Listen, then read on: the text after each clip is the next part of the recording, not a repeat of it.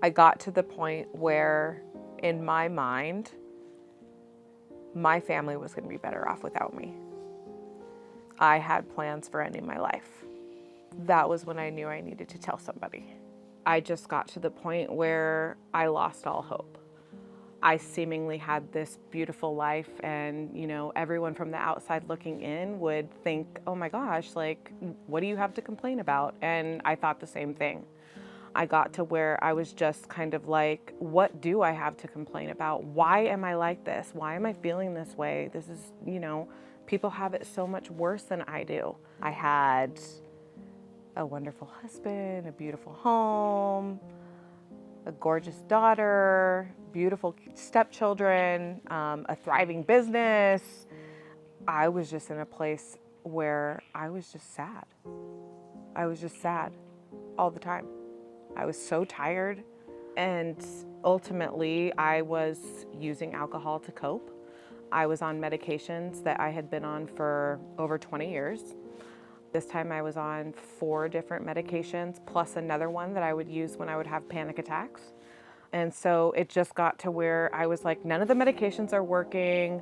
I can't use alcohol anymore. That's not helping. It's making things worse. This is too much. I can't take it anymore. And I felt like I needed to end my life. And that was it. That was when I knew I needed help. My breaking point was when I noticed that my 10-year-old daughter was kind of taking care of me. She would stop me and tell me to breathe and, calm down. And she would give me a hug and just say, everything's going to be okay. And I would just be in these just panic states where I couldn't calm down.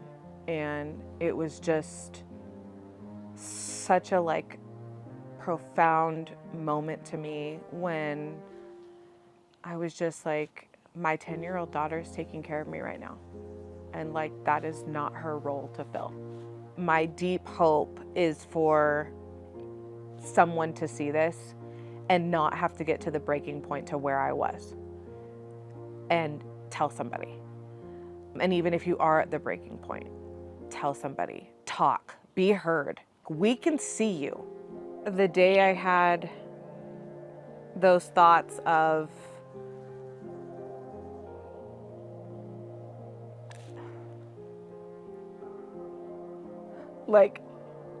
your family's better off without you. I came home and I told my husband, Eric, and thank God I did, because he jumped into action immediately. At that point, it was, okay, we got to figure something out here. And I feel like if I had kept on going like I was and just not telling anyone, I probably wouldn't be here today. So I had to tell him. I was really, really blessed to have not only a person to talk to about it, but a person that would literally jump in and no questions asked, take action. And so I started doing research I looked for a place to go. I ended up finding a place in Colorado, and the minimum it was a minimum stay of 28 days. So I committed to that. And I ended up staying there for 6 weeks. It was a really amazing facility in Colorado to kind of start that healing process there. I also had 4 to 6 hours of therapy every single day. I also came off of all the medications that I was on.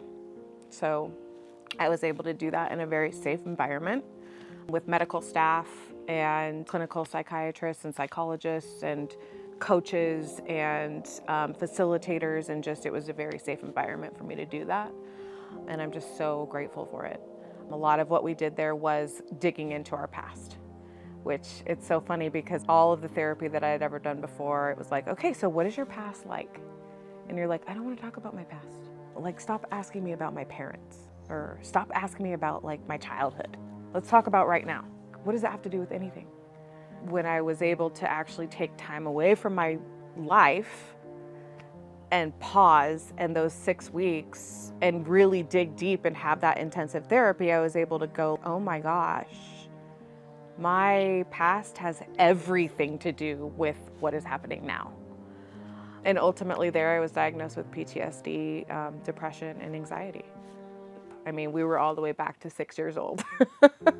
And, I learned that the severe bullying that I endured in high school was probably the start of this destructive path that I've been on probably the past 20 years or so.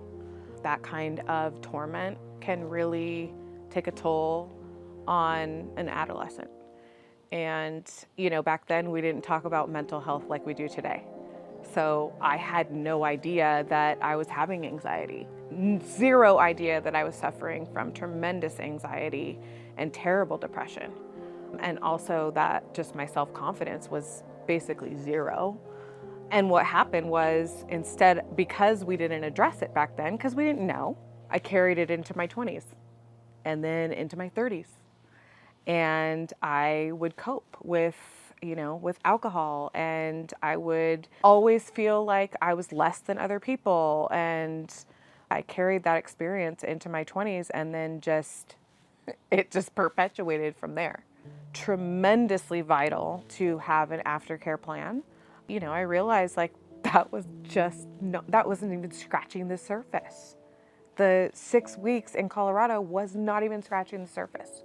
And so it was back to the research. Doing the research, I found something called transcranial magnetic stimulation, TMS. I found that there were really, really great outcomes for people with PTSD, chronic pain, depression, anxiety, all the things that people deal with on a daily basis. And the outcomes were tremendous based on the research that I was reading.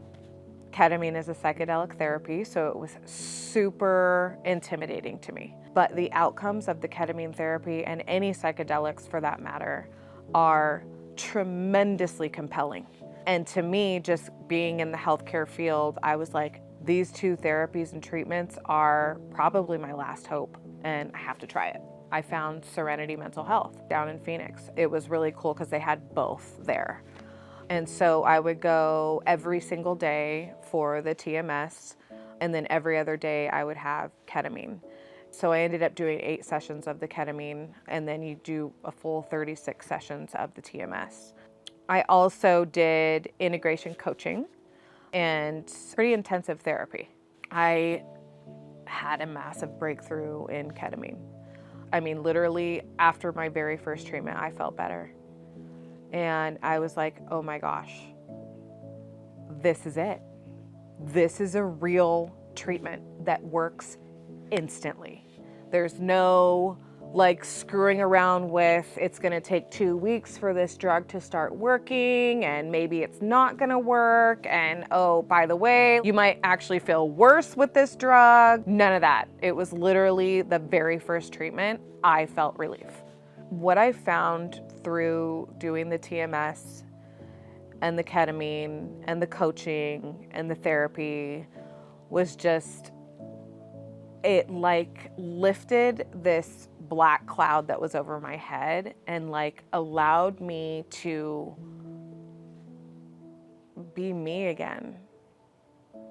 I feel like before, I didn't even see color, and now I see color. It's crazy. And it honestly put love back in my heart. I totally didn't love myself, at all. And now I do. I love who I am. And I love, what I have to offer to this world. I genuinely know that I get to continue my purpose, which is helping people through my experiences. And it just made me realize God put me through this because he knew I would relentlessly research this stuff and figure it out. I just have this responsibility now to share it. That is why I'm walking on this earth. That's why I'm sharing. I think what I've learned is just that no, it's not going to be fixed in 28 days. It's never going to be fixed. You know why? Because I'm not broken. I was never broken. I needed to go back and resolve some things from my past. And I needed to learn to love myself and figure out, why am I here? I was put on this earth to like help other people. I've always known that. And that's why, you know, I got into healthcare when I did. Now I have a lifestyle coaching company and we've helped tens of thousands of people, which is incredible. But like, I never realized, oh my gosh, you built that for other people. What about you? You need it too. Make yourself a priority and love yourself. You have to find it. You have to find the love for yourself. But overall, I mean, I think that having hope is vital.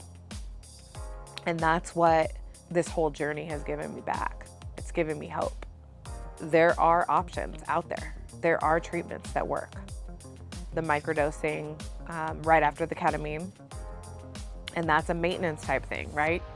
So no more anti-anxiety medications, no more antidepressants. I take 0 medications, period, now. Anyone who's suffering, which I know there are many, I mean, it's like every 3rd person, is tell someone. You have to. Tell someone. It's totally okay and it's totally normal to have overwhelming thoughts and ruminating and not feel happy and be in bed, and all of the things that happen to me are totally normal. So tell someone. You have to tell someone, you know? Find help. Learn to love yourself. That's vital. Here it comes. Here it comes, Eva.